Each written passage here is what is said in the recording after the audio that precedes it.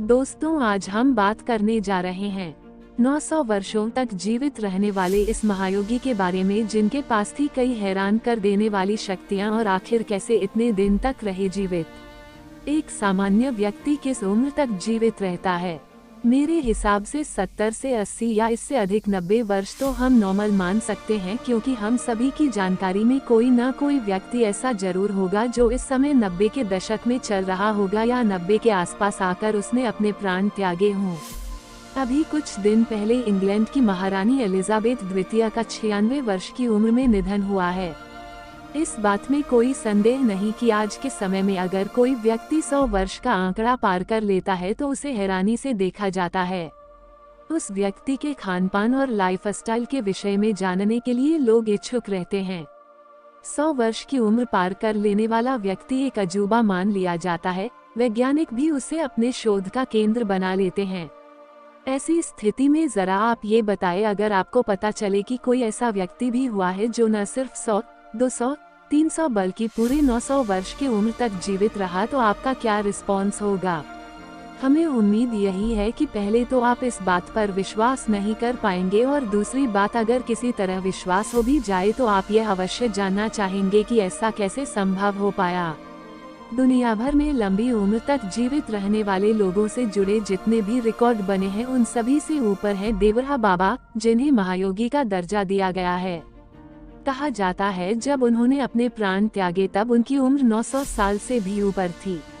निश्चित रूप से आपकी तरह हमें भी इस आंकड़े पर विश्वास नहीं हुआ था, लेकिन प्रचलित कहानियों के आधार पर उनकी उम्र ने हमें आश्चर्यचकित कर दिया। उत्तर प्रदेश भारत के देवरिया जनपद में रहने वाले लोगों के अनुसार वहां एक बाबा रहते थे जिन्हें देवरा बाबा के नाम से जाना जाता रहा है। वे कोई सामान्य व्यक्ति न होकर महान संत और महायोगी भी थे।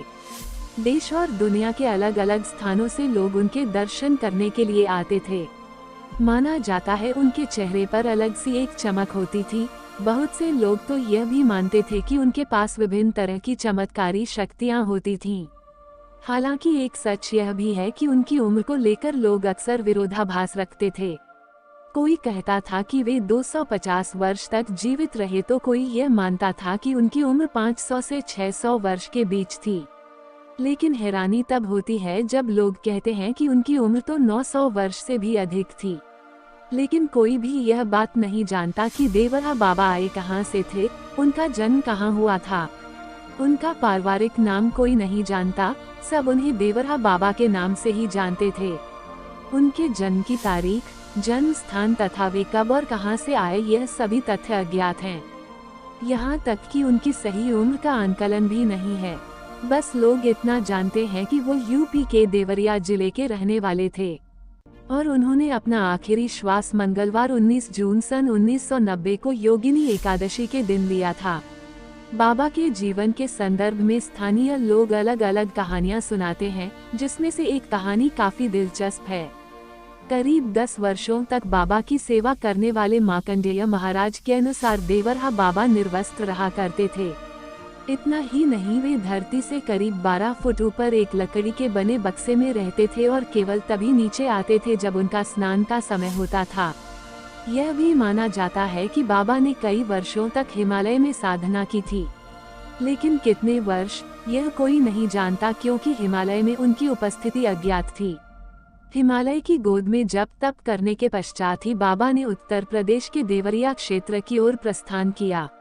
यहाँ बाबा ने वर्षों निवास किया और अपने धर्म कर्म से लोगों के बीच प्रचलित हुए। देवरिया में बाबा सलेमपुर तहसील से कुछ दूरी पर ही स्थित सरयू नदी के किनारे रहते थे। यह वही स्थान है जहाँ भगवान विष्णु अपने 7वें अवतार श्री राम को त्याग कर वापस वैकुंठ लौटे थे। इस नदी के किनारे बाबा ने वर्षों तक अपना डेरा जमाए रखा और इसी क्षेत्र से बाबा को देवरा बाबा का नाम प्राप्त हुआ। कहते हैं बाबा बहुत बड़े राम भक्त थे। उनके भक्तों को हमेशा ही उनके मुख पर राम नाम सुनाई देता था। वो अपने भक्तों को भी श्री राम के जीवन से जुड़े तथ्य बताते तथा उन्हें जीवन में अपनाने के लिए प्रेरित करते। बाबा अपने भक्तों के जीवन के कष्टों को कम करने के लिए श्री राम तथा श्री कृष्ण मंत्र देते थे। वे श्री राम तथा श्री कृष्ण को एक ही मानते थे। इन 2 अवतारों के अलावा बाबा गौसेवा में भी पूर्ण विश्वास रखते थे। उनके लिए जनसेवा तथा गौ सेवा एक सर्वोपरि धर्म था। वे अपने पास आए प्रत्येक भक्त को लोगों की सेवा, गोमाता की रक्षा करने तथा भगवान की भक्ति में रत रहने की प्रेरणा देते थे। वे हमेशा ही लोगों को गोहत्या के विरुद्ध में खड़े होने की प्रेरणा देते थे। लेकिन उम्र के संदर्भ में जिस प्रकार के तथ्य लोग बताते हैं वह काफी आश्चर्यजनक हैं। लोग कहते हैं कि बाबा की शारीरिक अवस्था वर्षों तक एक जैसी ही रहती थी। जिस किसी इंसान ने वर्षों पहले उन्हें देखा था वो यदि कितने ही सालों बाद भी उनके दर्शन करता था तो उसे उनमें कोई बदलाव नजर नहीं आता था। उनका अपने भक्तों को प्रसाद देने का तरीका भी काफी अचंभित करने वाला था, जिस पर विश्वास कर सकना भी मुश्किल है। कहते हैं जब कोई भक्त उनसे प्रसाद की कामना करता तो बाबा उस ऊंचे मचान पर बैठे ही अपना हाथ मचान के खाली भाग में रखते थे और उनके हाथ में फल, मिठाइयाँ या अन्य खाद्य पदार्थ अपने आप ही आ जाते थे। यह देख लोगों को अचंभा होता था कि आखिरकार खाली पड़े मचान में से बाबा के हाथ में प्रसाद कैसे आया। कुछ लोगों का मानना था कि बाबा अपनी अदृश्य शक्तियों की सहायता से कहीं भी चले जाते थे तथा अपने भक्तों के लिए प्रसाद ले आते थे। लोगों का यह भी मानना है कि बाबा ने वर्षों तक अपने सूक्ष्म शरीर में भी तपस्या की, इसलिए उनकी उम्र का सही अनुमान लगाना लोगों के लिए और भी मुश्किल हो गया। अक्सर उनकी इतनी अधिक उम्र को जानकर लोग यह सोचते हैं कि बाबा काफी पौष्टिक आहार लेते होंगे, लेकिन ऐसा बिल्कुल भी नहीं है। जन श्रुतियों के मुताबिक बाबा ने अपने पूरे जीवन में कभी कुछ नहीं खाया। वे केवल दूध और शहद पीकर जीते थे।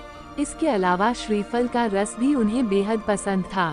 देवरा बाबा की चमत्कारी शक्तियों से आकर्षित होकर देश की कई नामी हस्तियां भी उनके दर्शन करने आती थीं। दोस्तों, अगर वीडियो पसंद आई हो तो वीडियो को लाइक करके चैनल को सब्सक्राइब जरूर कर देना।